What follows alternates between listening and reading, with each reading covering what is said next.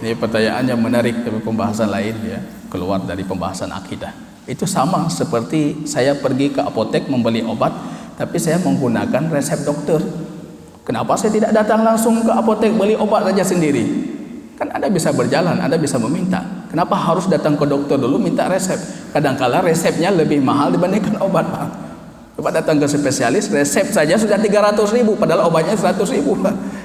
Kenapa harus ke dokter dulu, ambil resepnya dulu? Karena kapasitas dan kompetensi kita tidak mampu untuk langsung mengambil sumber dari Al-Quran dan hadis. Kenapa harus punya rujukan madhab? Karena kita tidak mampu. Mampu Pak? Bahasa Arab saja kita masih dipertanyakan.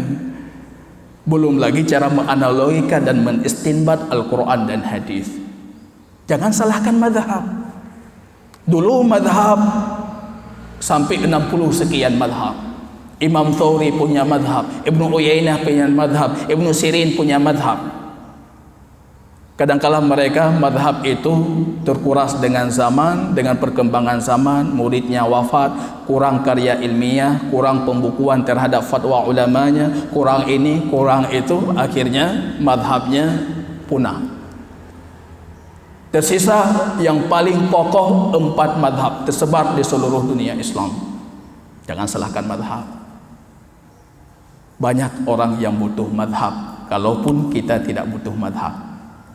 Kadang-kadang kita berpikir, saya ini bahasa Arab mantap, Quran saya hafid, hadis saya ribuan hadis sudah saya hafal, saya sudah ini analogi ya, bukan saya benaran ya. Ini cerita, saya sudah ini, saya sudah itu, saya tidak butuh lagi. Boleh, siapa yang mewajibkan Anda bermadhab? Tapi kondisi Anda yang tidak mampu ini, tidak mampu itu, Anda harus punya rujukan dalam Anda beribadah. Makanya madhab itu wajib bagi orang awam. Wajib. Dan ketika Anda paham, artinya dalam poin tertentu Anda bukan lagi awam. Pahami dengan benar ini, jangan salah nanti di luar. Ketika pembahasan tertentu Anda paham hadisnya, paham dalilnya, paham cara mengambil hukumnya, Anda dalam pembahasan itu bukan lagi awam. Anda tidak harus lagi memegang madhab. Coba lihat itu. Makin banyak pengetahuan kita tentang ilmu, tentang dalil Al-Quran dan hadis, cara pengambilan dalilnya, poin-poin tambah poin, masalah-masalah tambah masalah, akhirnya Anda akan menjadi sosok mujtahid mutlak, tidak perlu lagi bermadhab. Ini harus kita pahami dulu. Misalnya saya katakan Syekh Muhammad bin Abdul Wahab, ya, referensi mungkin orang-orang kita, Muhammad bin Abdul Wahab, madhabnya apa? Hambali, bukan madhab sendiri, Hambali. Ibnu Taimiyah, madhabnya apa? Hambali. Tapi ketika ilmunya makin mantap, sudah menjadi mujtahid mutlak, banyak pandangan beliau yang keluar dari pandangan Hambali. Imam An-Nawawi, madhabnya apa? Syafi'i. Tapi ketika ilmunya makin mantap, makin tambah keilmuan, sumber dalilnya macam-macam, akhirnya beliau menjadi mujtahid mutlak dalam madhab Imam Syafi'i. Banyak pandangan beliau menyelisihi pandangan Imam Syafi'i. Ini yang harus kita pahami di sini. Ya, makanya lucunya di sini tidak boleh bermadhab Syafi'i, tapi boleh bermadhab Ustaz Muhajir. Jadi ini kalau lucu di sini. Imam Syafi'i tidak boleh Anda bermadhab, tapi Anda mengikuti 100% pernyataan Imam bukan Imam Ustaz Muhajir. Bukankah itu Anda sedang bermadhab Ustaz Muhajir? Ini lucu di sini. Ini saya lanjutkan dulu. Yang harus kita pahami, sumber otentik dalam madhab Asy-Syafi'i, Maliki, Al-Hambali, Ahmad ibnu Hanbal itu Quran, hadis, qiyas yang sahih dan ijma'. Tambah dalam madhab Imam Asy-Syafi'i ada masalih mursalah. Tambah dalam madhab Imam Al-Maliki ada amal ahli Madinah, pengamalan penduduk Madinah. Nanti tambah beda-beda madhab. Berbeda dengan pandangan madhabnya, madrasah sekolahnya Imam Abu Hanifah. Ini yang harus kita pahami dulu. Ini surat kita untuk semua orang Syafi'iyah. Anda yang mengaku Syafi'i harus paham ini. Kita secara keilmuan dalam ilmu usulul fiqh kita dinamakan dengan madrasah mutakallimah. Madhab Syafi'i, Hambali dan madhab Maliki itu nama madrasahnya mutakallimah, madrasah para ahli kalam. Apa maksud madrasah para ahli kalam? Madrasah para ahli kalam itu menjadikan dalil sumber hukum, kemudian beristinbat dari dalil hukum. Ini coba kita pahami dulu. Berbeda dengan madrasahnya Imam Abu Hanifah. Imam Abu Hanifah itu madrasahnya mengambil hukum dari fatwa-fatwa ulama Hanafiyah, dan fatwa itu berdasarkan dalil Quran dan hadis. Coba kita lihat ini logikanya. Tapi kalau madhab Imam Syafi'i, Hambali, Maliki itu rujukannya satu, Quran hadis. Tapi kalau madhab Abu Hanifah itu rujukannya mana fatwa Imam Abu Hanifah, mana fatwa Abu Yusuf, mana fatwa Imam Abul Hasan. Dari fatwa itu disimpulkan, dibuat kaidah. Kaidah itu dijadikan dalil sebagai dalil untuk hukum-hukum tertentu. Fatwa imam itu yang merujuk kepada dalil. Jadi ada dua tingkat di sini, Pak. Kalau Anda fanatik tapi Anda bermadhab Syafi'i, itu cacat logika. Salah. Sepatutnya orang Syafi'iyah dia tidak fanatik, karena kita mengambil hukum dari dalil. Yang harus fanatik itu orang Hanafiyah. Orang Hanafiyah yang harus fanatik karena mereka mengambil hukum dari fatwa ulama. Fatwa ulama yang diambil dari kitab dan hadis. Ini logikanya harus dasar. Maka saya kalau di Timur Tengah itu yang saya lihat fanatik bukan orang Syafi'i, yang fanatik itu orang Hanafi. Ada kawan saya marah besar ke saya itu karena saya tulis di depan nama saya Muhammad Muhajir Syarifuddin Abdullah Asy-Syafi'i. Dia pikir saya menulis Asy-Syafi'i karena madhab saya Syafi'i, padahal nama kakek saya itu Asy-Syafi'i. Kamu itu Syafi'i, sok-sokan tulis lagi di kitab Syafi'i.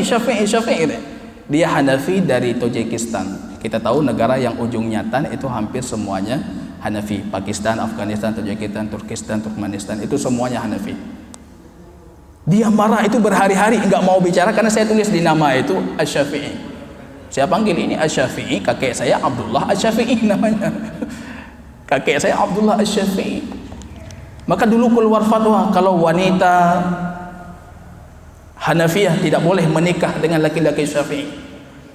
Tapi kalau wanita Syafi'iyah boleh menikah dengan laki-laki Hanafi. Kenapa seperti itu? Para ulama mereka mengatakan anggap saja orang Syafi'i itu seperti ahli kita. Seperti ahli kita. Kalau perempuan mereka boleh, tapi perempuan kita tidak boleh. Itu orang Hanafi.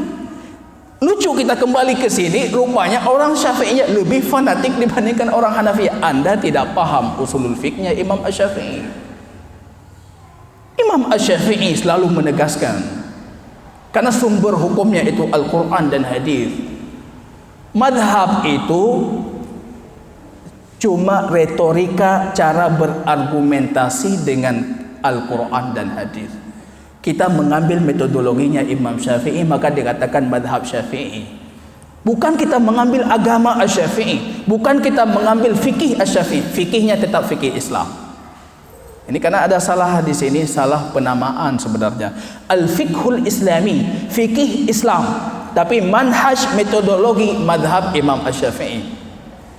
Jadi kita sekarang dikatakan fikih Syafi'i, seolah-olah fikih itu punya Imam Asy-Syafi'i, padahal fikih Islami. Quran, hadis, ijma', qiyas, fikih Islami.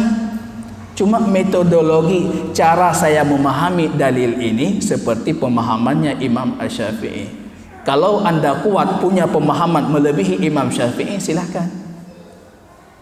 Selalu Imam Syafi'i menegaskan, kalau ada fatwaku, idza tabayyana lil mar'i, kalau sudah nampak bagi seseorang kitab Allah itu lebih benar dibandingkan ucapanku, fatra. Ambil kitab Allah, ambil sunnah baginda Rasul, tinggalkan ucapanku. Ini pernyataan Imam Syafi'i, pernyataan Imam Malik. Masalah hadil ummah illa kama salaha bi awwaluh. Tidak ada yang benar, tidak ada yang ini. Umat ini tidak akan baik kecuali seperti baik umat sebelum ini, yaitu para sahabat kita, para sahabat baginda Rasul. Dan tidak ada yang benar ucapannya dan tidak pernah disalahkan ucapannya illa sahibu hadzal qabr, kecuali pemilik kubur ini, Rasulullah. Tapi tiba-tiba kita menjadikan Imam Syafi'i kultus, tidak mungkin salah. Padahal Imam Nawawi saja dalam banyak kitabnya menyalahkan Imam Syafi'i dalam banyak poin-poin hukum yang tidak sependapat. Ini kita yang salah dalam memahami apa itu madhab. Fikih Islam, bukan fikih Syafi'i, bukan fikih Maliki. Tapi metodologi kita memahami fikih Islam itu dengan metodologi gayanya Imam Asy-Syafi'i. Ini pembahasannya sebenarnya panjang dia. Yang tidak boleh itu fanatik madhab dan tatabbu' rukhas. Maaf Pak, sedikit ya, bacut. Yang tidak boleh mengambil keringanan. Yang mudah itu yang kita ambil. Mau nikah, syarat tidak perlu wali. Madhab Hambali, madhab Hambali mantap nih. Syarat tidak perlu mahar. Madhab Maliki, ambil Maliki aja.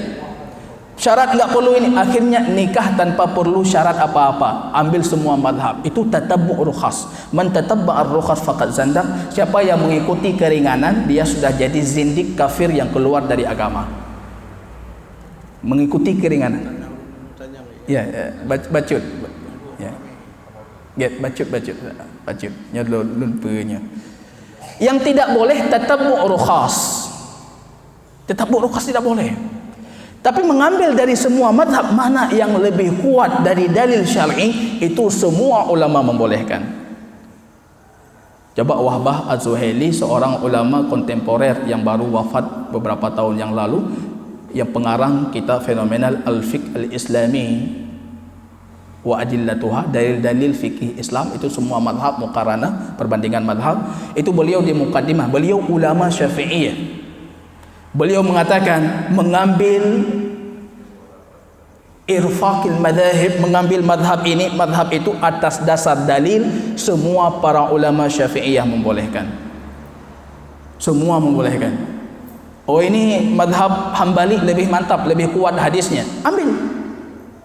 Ini madhab Hanafi lebih mantap, dalilnya lebih kuat, ambil. Imam Dr. Wahbah Zuhaili mengatakan semua ulama sepakat itu boleh. Yang tidak boleh tatabbu' rukhas, kita ikuti mana yang paling ringan. Yang mudah baca, coknya mentang. Nyo hana pilih syarat-syarat safar aja, perempuan naik haji, naik umrah enggak perlu syarat-syarat. Ini mantap sekali. Ambil. Itu yang tidak boleh. Karena kalau kita ambil demikian, kita akan jadi seorang zindik yang keluar dari agama. Akhirnya tidak ada agama, hanya sembahyang li. Karena semua kita ikuti madhab, ada yang tidak perlu. Madhab Abu Hanifah tidak perlu Fatihah. Ambil madhab Hadawiyah, Zaidiyah, tidak perlu angkat-angkat tangan. Dong juana Fatihah angkat tangan kali sembahyang. Ambil semua madhab, itu yang tidak dibolehkan. Tapi kalau mengambil mana yang sahih, itu dibolehkan semua. Semua ulama membolehkan. Jadi jangan Anda pahami, Anda madhab Syafi'i, kenapa ini tidak mengamalkan madhab Syafi'i? Karena ini dalam madhab yang lain ini lebih kuat dan saya punya keilmuan, misalnya seperti itu. Wallahu a'lam bishawab.